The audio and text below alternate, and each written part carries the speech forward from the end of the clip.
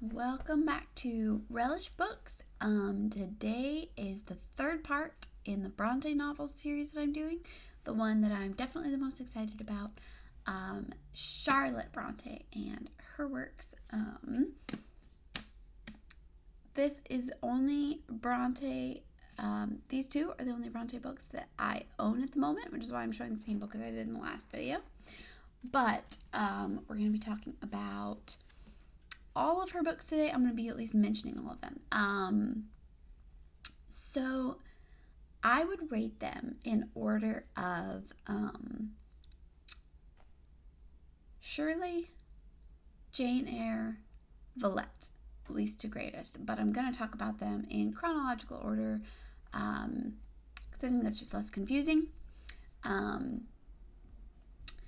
And I will mention that she did write another book, her first novel, which wasn't published till after her death. The Professor was rejected by all the publishing houses when she first tried to publish it, but she was encouraged to send more, and she responded with sending Jane Eyre, and it was published in 6 weeks. I haven't actually read The Professor because a lot of the time I forget that it exists. It's a pretty short book compared to our others, I think, and I do mean to read it at some point. People say that it has a lot of the same themes as Jane Eyre, and that Jane Eyre was just like a much better done kind of version of some of the same themes. But I do intend to read it at some point, but I'm not going to include it in the ranking today. So Charlotte Bronte was the oldest of the surviving Brontes, the ones that lived to adulthood. And she also lived the longest, even though she still died young at 38. She was almost 39. And unlike her sisters, she did not die of tuberculosis, but complications of her pregnancy. It's believed that it was very, very severe form of morning sickness, so she basically died of dehydration and malnutrition, which is of course very tragic, especially since she was very newly and happily married. So I'm going to start with Jane Eyre, and I love this book, and there's a couple reasons why I don't rank it at the top of her novels, but there's so much good about this one. It's divided into 3 parts. The beginning is her life as a child, kind of her like growing up.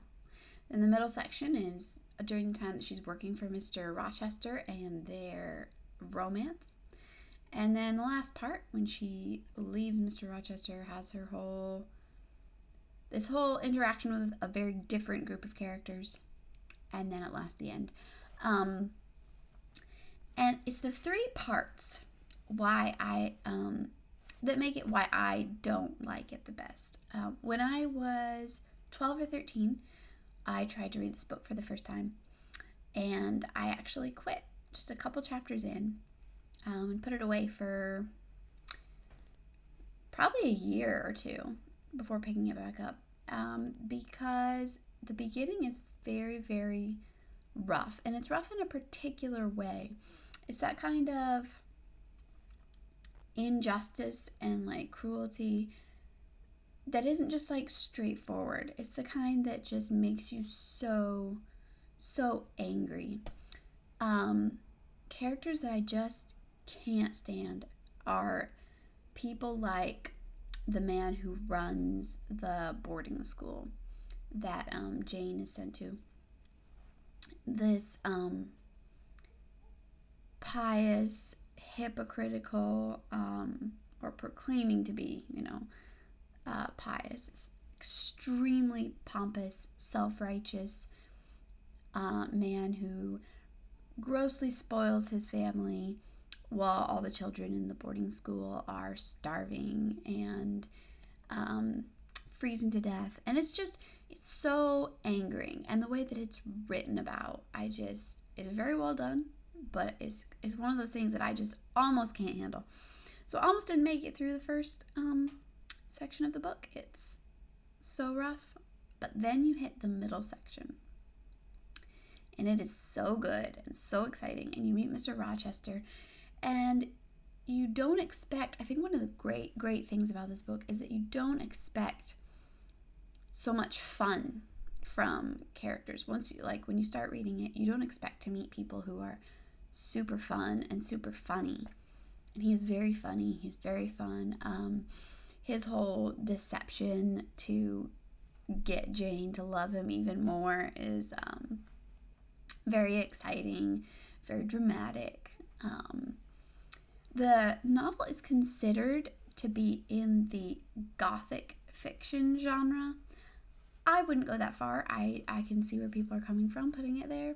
I would say maybe Wuthering Heights could be considered gothic, but I wouldn't go that far with Jane Eyre. It is melodramatic. It has a few touches of the supernatural even, like a couple of the Bronte books do. But I don't know. I wouldn't call it gothic. It is about ordinary people who have extraordinary personalities, and it's this governess who falls in love with her employer. It's a pretty normal story, but the way that their personalities work together and the way that their dialogue plays off each other is what makes them so great. Because it's not a new story for this to happen, but a lot of the time it's so much just about physical attraction, and that's something that I love about Charlotte's books, Jane Eyre and Villette in particular, in that her heroes and heroines are very plain people. Mr. Rochester is repeatedly referred to as being ugly, and Jane being plain. And there's even at one point, Mr. Rochester is like telling Jane how beautiful she is, and it's driving her crazy because she knows it's not true. And she's like, don't call me beautiful. She's like, I love you so much, and I am not going to call you handsome. Like, it's just refreshing to read a book where not everybody is attractive, and the hero is not attractive, and the heroine is not attractive, and yet such depth and richness of personality, and they're so perfectly suited to each other. It's just, that middle section is a joy to read. And then you hit the third section, and I hate the third section, not because it's like badly done, but all the greatness, it's like it's just gone and you want it back so much, and it's not fun or exciting anymore. So you're just in the wilderness, and there's this new cast of characters that you don't know and don't like, and it's just such a letdown after the middle section. And it's interesting the way that works, because with a lot of books, you have a similar pattern, maybe not as distinct as in this book, because it's very almost like divided into 3 separate sections. It might even be divided in the book, I don't remember, but a lot of books kind of follow that arc where you get to the middle, and that's where a lot of the conflict and drama is, and then the whole ending can be kind of wrapping up or rising to a climax. And it does, in a sense, it does rise to a climax at the very end. It's more like they're going along steadily, and then something happens that brings the old characters back, that kind of resolves everything, and then you have the ending, which is very, very good ending. I really love it, but it's just difficult to get through those 2 sections, the first section and the third section. The book is really worth reading for the middle section and the very end, because that's where the great characters are. So yeah, I love this book. and I don't really have criticisms of it. It just can be a bit difficult in some places. So, moving on to Shirley, which was next published, but I definitely like a lot less than Jane Eyre, and it was less popular, it's less well known, and I think for a very good reason. While Jane Eyre is told in the first person, and I think that's largely why it was so immediately popular. It was such a fresh perspective. It's such an unusual female protagonist perspective that no one had really heard before. Whereas Shirley is told in the third person. It's about quite a few different kind of main characters, so it's not nearly as personal and up close. You're kind of divided all the time between different people, different lives. It's a very industrial novel. It's about the mills and the unrest in a lot of the mills at the time, strikes and uprisings. So one of the main characters is a mill owner, and then you have this that tension between the mill owner and the employees, and there's a couple of romances. It's interesting that Shirley herself doesn't come into the novel until quite late. You're kind of like, why is the book called this? And you're kind of waiting and waiting, and she does finally show up. I don't know as I would call her the really pivotal character, so it's a little interesting that the book is named after her. She is the most commanding of the main characters. She has the most personality. The other female lead is the very typical sweet, quiet, just not really any personality on display. She's a very good person, very sweet and loving and forgiving and patient, but there's just not a lot of development or depth to her. And then Shirley is kind of the more wild, headstrong one, and then they have a friendship. And there's two different, for each of them there's a romance. And that's kind of fun, this set of 4 characters with their separate romances. But again, they aren't very developed characters. They aren't nowhere near on the level of Jane Eyre. And the drama in this one gets to the point of being ridiculous. You really feel like she's just trying so hard. And I think maybe she was, because she was working on this novel and then she quit for a long period of time because Emily and Branwell and Anne all died over a span of 8 months. And in that time, Charlotte was unable to write, understandably. And then after that, she kind of went back to this book kind of as a way to deal with her grief. But the book, I think, is a little more cold and stiff, maybe because of that. But yeah, the drama feels pretty forced, and at a certain point, I was kind of laughing. It gets to be so ridiculous. I think all the main characters except maybe one, and maybe all of them, I felt like it was all of them, but I don't remember for sure, has either a near-death or think they have a near-death experience that's super dramatic and advances the plot and makes different things with characters come about. And the first couple is like, okay, somebody gets deathly ill and they almost die, and you're like, okay, that happened a lot back then. Somebody gets shot. It's like, okay, it's understandable under the circumstances. Like, it fits with the story.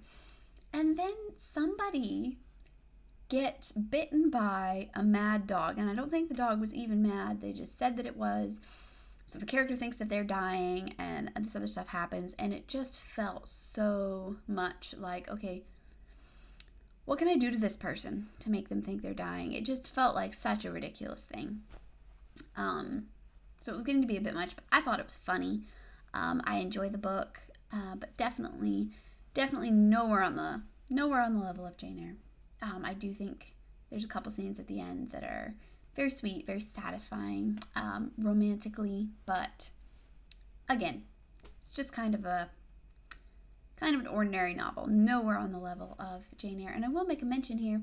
It's the story of the mills and the relationship between the mill owners and the workers reminds me a lot of Elizabeth Gaskell's North and South, which is so good.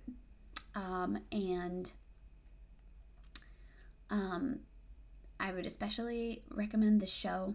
The BBC miniseries is amazing. But Charlotte Bronte and Elizabeth Gaskell were actually friends. And so I think that's kind of neat that they kind of wrote these a little bit of parallel novels.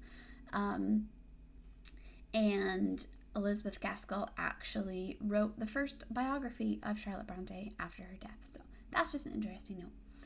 Moving on to my favorite Charlotte Bronte novel, Villette. It's about Lucy Snow, who is similar to Jane Eyre in a lot of ways, but different enough that I don't feel like she's just a redoing of her. She is a teacher. You also get kind of her growing up, which is a more pleasant growing up than Jane Eyre had. But she's still very alone, a very isolated person. And then she goes to this foreign town to be a teacher in this school where, even though she speaks French, it's like a different language from hers, a different religion. She is Church of England, I believe, and everyone around her is Catholic, and that really plays into the book. She's just so different in every way than this culture that is so heavily saturated in these things that she's completely unfamiliar with. Something that I think makes the book difficult and could be a big problem for readers is that a large amount of the dialogue is in French.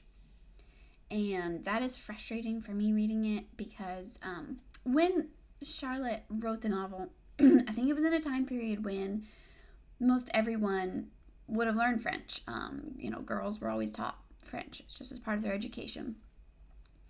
But we don't do that anymore. And there's no translation right in the text.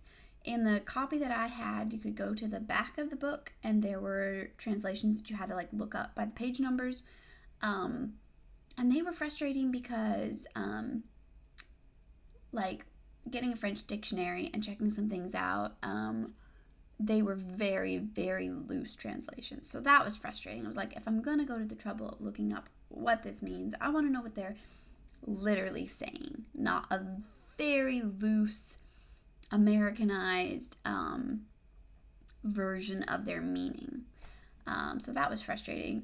And it is just it takes you out of the book a lot to constantly be going and looking it up. But if you don't, then you just are missing huge chunks of dialogue. So that is very frustrating. But that aside, if you can get past that, there's such a depth and subtlety of character in this book. If you think Mr. Rochester is a great and unusual hero, I think Monsieur Emmanuel is far better, far more unique even. He's this little ugly little Frenchman, as they describe him. He has a violent temper, but not in a frightening way. It's more just in a very humorous way.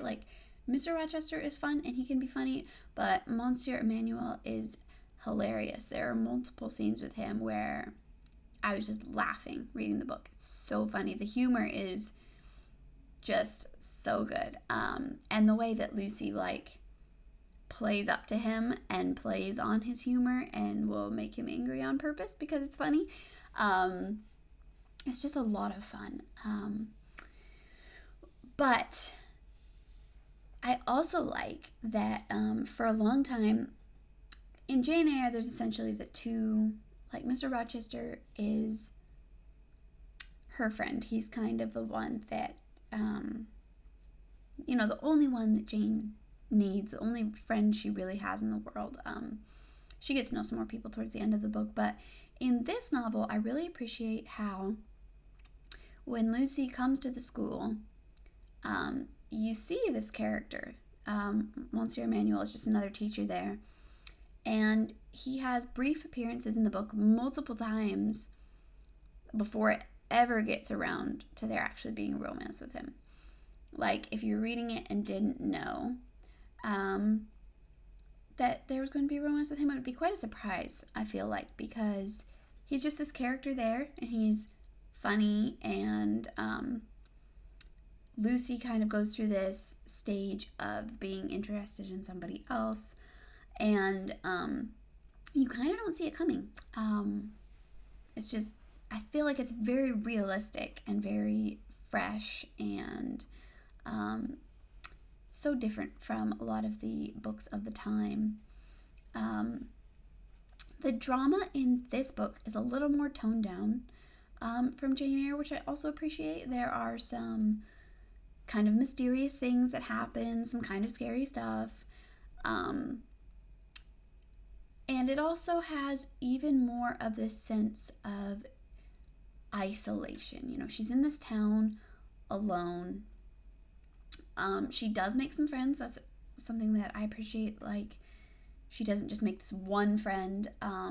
She makes some friends with some other people first before the romance even really happens. And it's you could say that it's an even darker novel than Jane Eyre, just for its overall sense of depression. You feel this depression from the character, even though she's a brave, like, strong woman. She's so alone, and especially when, you know, she realizes the man she's interested in, she can't be with him. There's just a very heavy and dark sense of depression, almost verging on despair at times. But character so good. Monsieur Paul Emmanuel, so good. I just think it's a better, just in every way, it's a better book than Jane Eyre. I think Charlotte was growing as an author all the time. Again, there's more subtlety of character, there's deeper character. And the ending, I'm not going to spoil it in case people haven't read this one, but the ending is a little more maybe unusual than her other books even.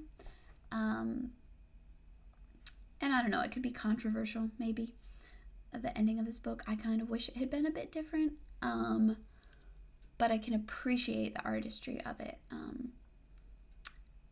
And again, it's so disappointing that, you know, she died at this point in her career, because she was just getting better and better.